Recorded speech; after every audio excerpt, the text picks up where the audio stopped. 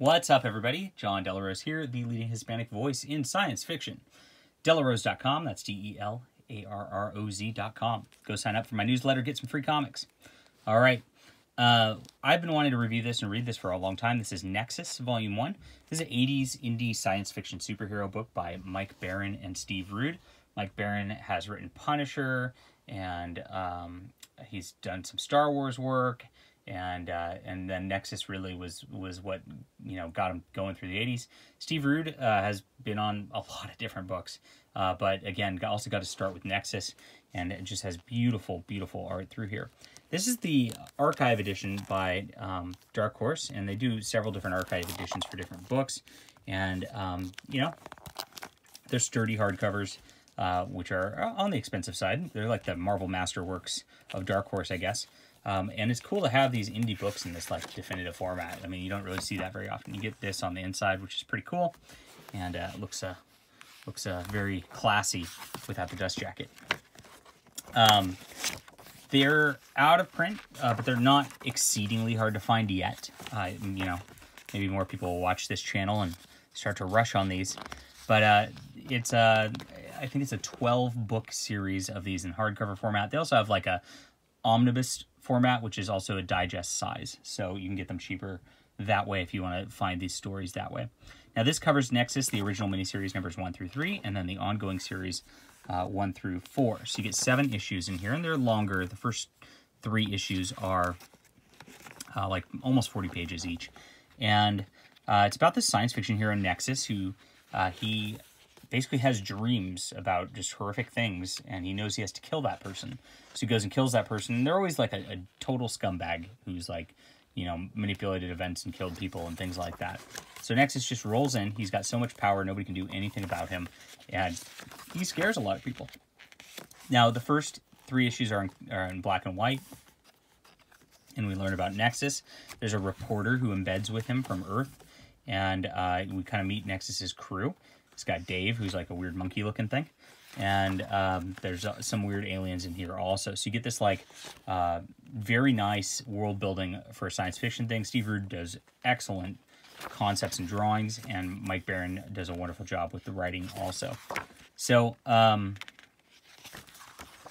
basically, he is contracted to kill somebody else, and it's a group that says they'll stop his dreams if he kills this person. So he goes and he thinks about doing it, and the guy's a dictator, so it seems like a not bad idea to do it. And then Nexus is like, you know what, I'm not just killing people, especially when people lie to me about stuff. And so he comes back and has to face these people who want to steal his power anyway. Pretty neat stuff. And like I said, lots of background world building, lots of very cool characters and all that. And in the 3rd issue, you finally get his origin, where he came from. His father was like basically a tyrant, and they fled with his mother, and they ended up on this weird space station alien thing. His mother disappeared and died, and these weird aliens like appeared to him, and eventually he ended up killing his father. Pretty nasty once he found out, and went into this like tank thing. And this tank thing is where he gets his energy, gets his powers, rejuvenates himself, and all that. And that's what went on there. Obviously, he gets some romantic time with the alien reporter lady, and then runs into his tank, and they do their thing. It ends with like a kind of invasion situation of their deal, and then them fighting that off, and then Earth being like, you know what, we need to talk to this Nexus guy. There's a quick side thing, a Tales of Dave for a couple deals, and then that ends that.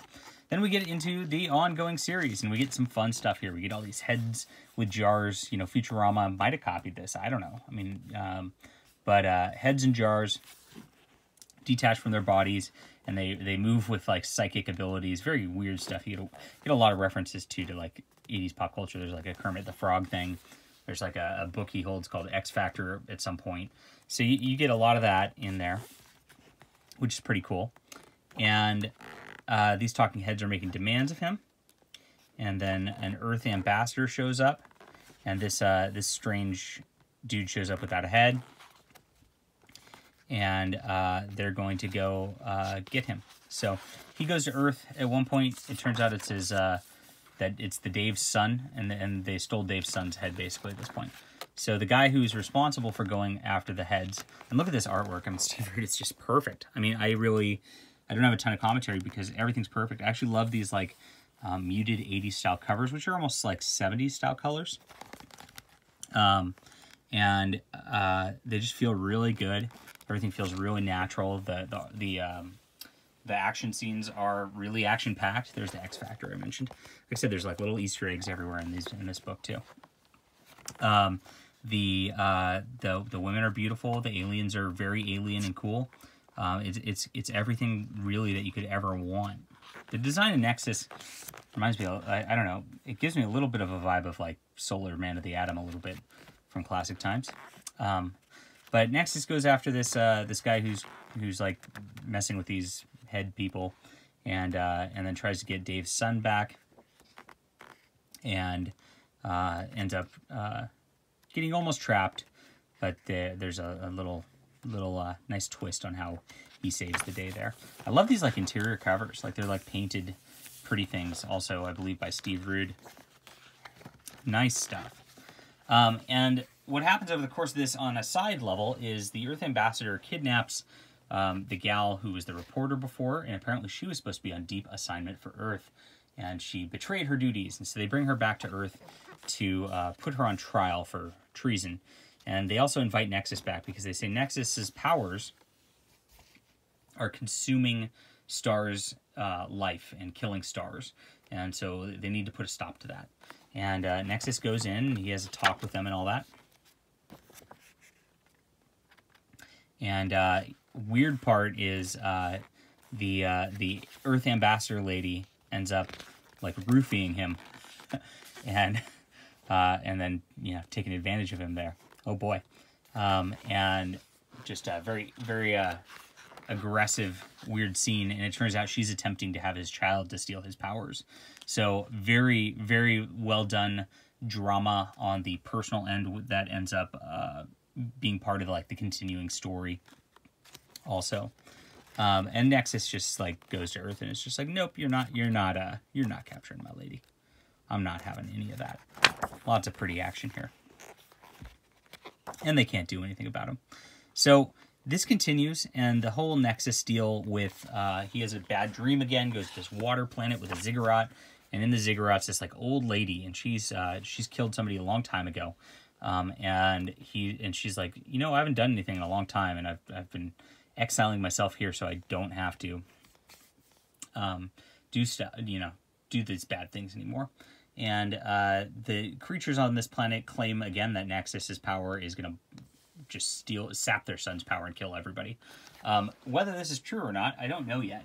I've not read the whole story, obviously, but there's enough claims of this where Nexus has to suspect his powers are somewhat nefarious, at least. And very interesting, touching moments at the end of this, and that's the end of the 4th issue. Now it keeps going after this, and this goes into a Volume 2, Volume 3, Volume 4. But for a start, for a science fiction epic with a superhero twist to it, I guess this is about as good as it gets. I mean, I know a lot of people are really into like Saga these days, and I read Saga, and I thought, you know what, that's just a little too attempting to be an HBO show, I guess, with showing some grotesque stuff and over-sexualized stuff too much. And this is really like, this has its, I mean, it's got those moments, but, they're not on camera directly, so it's not right there like Saga is. And I feel like Nexus is accomplishing a little more than the Saga characters, and I feel like the Nexus background is a little more interesting than the Saga characters also.